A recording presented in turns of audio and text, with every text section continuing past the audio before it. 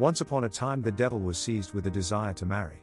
He therefore left hell, took the form of a handsome young man, and built a fine large house. When it was completed and furnished in the most fashionable style, he introduced himself to a family where there were 3 pretty daughters, and paid his addresses to the eldest of them.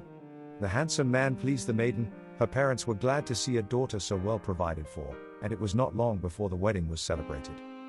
When he had taken his bride home, he presented her with a very tastefully arranged bouquet, led her through all the rooms of the house, and finally to a closed door.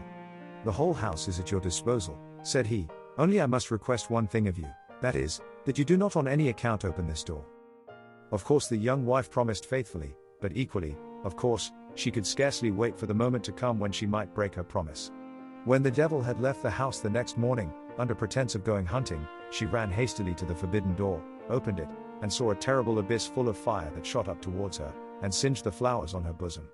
When her husband came home and asked her whether she had kept her promise, she unhesitatingly said yes. But he saw by the flowers that she was telling a lie, and said, "Now I will not put your curiosity to the test any longer. Come with me.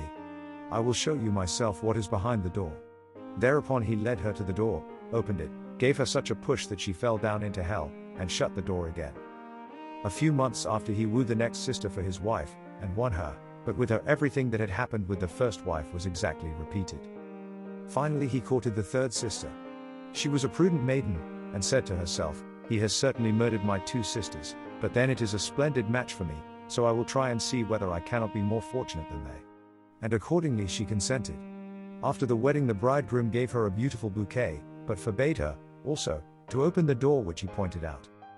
Not a whit less curious than her sisters, she, too, opened the forbidden door when the devil had gone hunting, but she had previously put her flowers in water. Then she saw behind the door the fatal abyss and her sisters therein. "Ah," she exclaimed, "poor creature that I am, I thought I had married an ordinary man, and instead of that he is the devil. How can I get away from him?" She carefully pulled her 2 sisters out of hell and hid them. When the devil came home he immediately looked at the bouquet, which she again wore on her bosom, and when he found the flowers so fresh he asked no questions, but reassured as to his secret, he now, for the first time, really loved her. After a few days she asked him if he would carry 3 chests for her to her parents' house, without putting them down or resting on the way. "But," she added, "you must keep your word, for I shall be watching you." The devil promised to do exactly as she wished.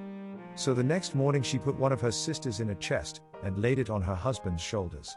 The devil, who is very strong, but also very lazy and unaccustomed to work, soon got tired of carrying the heavy chest, and wanted to rest before he was out of the street on which he lived, but his wife called out to him, "Don't put it down, I see you." The devil went reluctantly on with the chest until he had turned the corner, and then said to himself, "She cannot see me here, I will rest a little." But scarcely had he begun to put the chest down when the sister inside cried out, "Don't put it down, I see you still."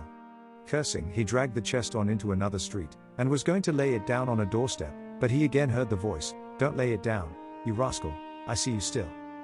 What kind of eyes must my wife have, he thought, to see around corners as well as straight ahead, and through walls as if they were made of glass. And thus thinking he arrived, all in a perspiration and quite tired out, at the house of his mother-in-law, to whom he hastily delivered the chest, and then hurried home to strengthen himself with a good breakfast. The same thing was repeated the next day with the second chest. On the 3rd day she herself was to be taken home in the chest. She therefore prepared a figure which she dressed in her own clothes, and placed on the balcony, under the pretext of being able to watch him better, slipped quickly into the chest, and had the maid put it on the devil's back. "The deuce," said he, "this chest is a great deal heavier than the others, and today, when she is sitting on the balcony, I shall have so much the less chance to rest." So by dint of the greatest exertions he carried it, without stopping, to his mother-in-law, and then hastened home to breakfast, scolding, and with his back almost broken. But quite contrary to custom, his wife did not come out to meet him, and there was no breakfast ready. "Margarita, where are you?" he cried, but received no answer. As he was running through the corridors, he at length looked out of a window and saw the figure on the balcony. "Margarita, have you gone to sleep? Come down. I am as tired as a dog, and as hungry as a wolf." But there was no reply. "If you do not come down instantly I will go up and bring you down," he cried, angrily, but Margarita did not stir. Enraged, he hastened up to the balcony, and gave her such a box on the ear that her head flew off, and he saw that the head was nothing but a milliner's form, and the body, a bundle of rags. Raging, he rushed down and rummaged through the whole house, but in vain, he found only his wife's empty jewel box. Ha! He cried, she has been stolen from me and her jewels too. And he immediately ran to inform her parents of the misfortune. But when he came near the house, to his great surprise he saw on the balcony above the door all 3 sisters, his wives, who were looking down on him with scornful laughter. 3 wives at once terrified the devil so much that he took his flight with all possible speed. Since that time he has lost his taste for marrying.